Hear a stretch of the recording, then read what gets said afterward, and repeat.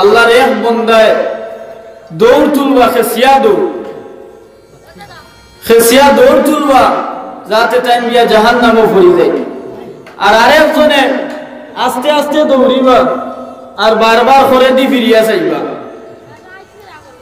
তো আবার আল্লাহর দোয়ে বন্দারে আল্লাহ ডাক দিবা, ডাক দিয়ে একজনকে জিগাইবা বলে তুমি জান দুইজন তো জাহান্নামী, দুইজনরে আমি জাহান্নামে যাওয়ার লাগি নির্দেশ দিলাম, একজনের দেখি খেসিয়া দৌড় তুললায় আর আরেকজনের দেখি আস্তে আস্তে যাও আর ফিসে দি বারবার ফিরিয়ে যাও, কারণ কিতা?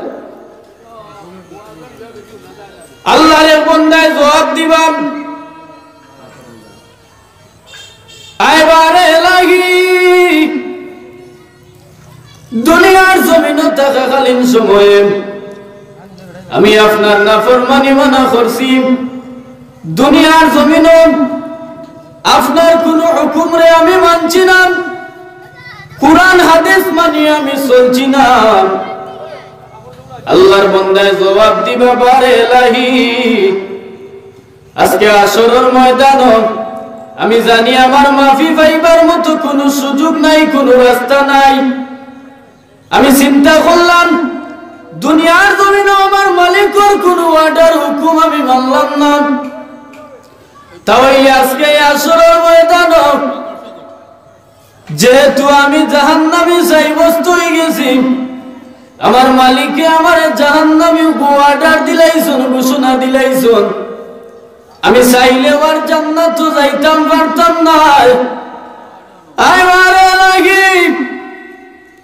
আমি চিন্তা করলাম দুনিয়ার জমিনে থাকতে যখন আপনার কোন হুকুম আমি মানতাম পারলাম না, আজকে কিয়ামতের ময়দানে অন্তত পক্ষে একটা হুকুম আপনার মানবো, যে হুকুমটা হইল কি আপনি আল্লাহ কইছেন আমারে জাহান্নামী, আমি যাতে আপনার হুকুমটা মানিলাই তাড়াতাড়ি, ওটার লাগি আমি খুব রুশে দৌড় তুলছি যাতে আপনার হুকুমটা আমি মানিয়া জাহান্নামের মাঝে গিয়া পড়ে যাই। হুকে সুবহানাল্লাহ।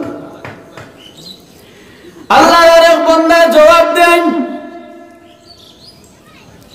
যখন আল্লাহর বান্দা এই জবাবটা দিল আল্লাহর বান্দার উপরে খুশ হয়ে গেলাম।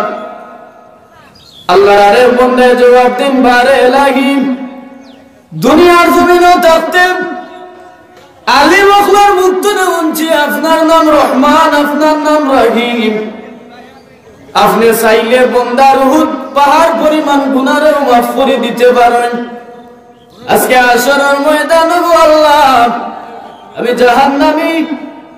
আমি জাহান্নামী হয়ে গেছি, আপনি আমার অর্ডার দিলাইছেন জাহান্নামে যাওয়ার লাগি, এবারে লাগি আমি দুনিয়ার জমিনে থাকতে বলছি আপনার নাম রহমান, আপনার নাম রহিম, আপনি চাইলে মানুষরে মাফ করে দিলাইতেও পারেন, জাহান্নামীরে জান্নাতি বানাইলাইতেও পারেন।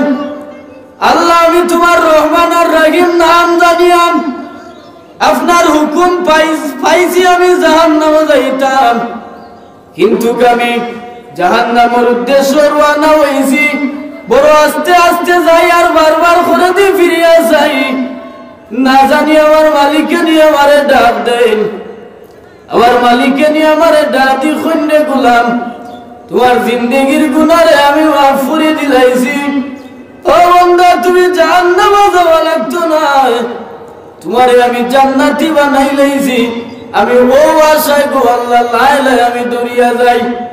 ই বন্দার উপরে আল্লাহ খুশি দিবা। সুবহানাল্লাহ। আগে আল্লাহ কইসলা এই দুই বন্দারে ইনতালিকু আবদান ইলান নার, আল্লাহর দুই বন্দা জাহান্নামী, আল্লাহর বন্দা এই দুই বন্দার দুইটা কথা উনিয়া আল্লাহর বন্দাগুলোর উপরে আল্লাহ খুশ হই দিবা, খুশ হইয়া আল্লাহ আবার ফেরেশতাগুলোরে অর্ডার দিবা, ও আমার ফেরেশতা হল ইনতালিকু আবদান ইলাল জান্নাহ, আমার এই দুই বন্দা জান্নাতি আমি আল্লাহ বানাইয়া দিলাইছি। সুবহানাল্লাহ। এল্লা গিয়া ওয়াজর মজলিসে আওয়া লাভ আছে, ওয়াজর মজলিসে আয়া লাভ আছে, কুরআন হাদিসের কথা শুনলে লাভ আছে। আমরা যে কলিমা পড়ছি এই কলিমার দাম আছে, নবীজি ফরমান বুখারী শরীফের হাদিস মান ক্বালা লা ইলাহা ইল্লাল্লাহ ফাদাখালাল জান্নাহ আমার উম্মতের দুনিয়ার জমিনের মধ্যে তার জবান দ্বারা শুধুমাত্র পড়ব লা ইলাহা ইল্লাল্লাহ মুহাম্মাদুর রাসূলুল্লাহ সাল্লাল্লাহু আলাইহি ওয়াসাল্লাম আমার নবীজি বলেন আমার উম্মতে তার জবান দ্বারা শুধুমাত্র পড়ব লা ইলাহা ইল্লাল্লাহ এই কলিমাটা পড়ার কারণে ফাদাখালাল জান্নাহ এই কলিমার খাতিরে আমার উম্মতরে আমার আল্লাহ জান্নাতি বানাইলেই বা হোক সুবহানাল্লাহ। এই কলিমার দাম কতটুকু? নবীজি ফরমান ও দুনিয়ার মানুষ আল্লাহর সৃষ্টি কুল জগৎটারে যদি এক পাল্লায় তুলিয়া ধরা হয় আর আমার উম্মতের জবানের মুখে শুধুমাত্র লা ইলাহা ইল্লাল্লাহ এই কলিমা এই বাক্যটারে যদি আরেক পাল্লার মধ্যে তুলিয়া রাখা হয় তাহলে সৃষ্টি জগতের চাইতে আমি নবীর উম্মতের জবানের মুখের এই কলিমার ওজনটা বাড়ি হয়ে যাইব সুবহানাল্লাহ।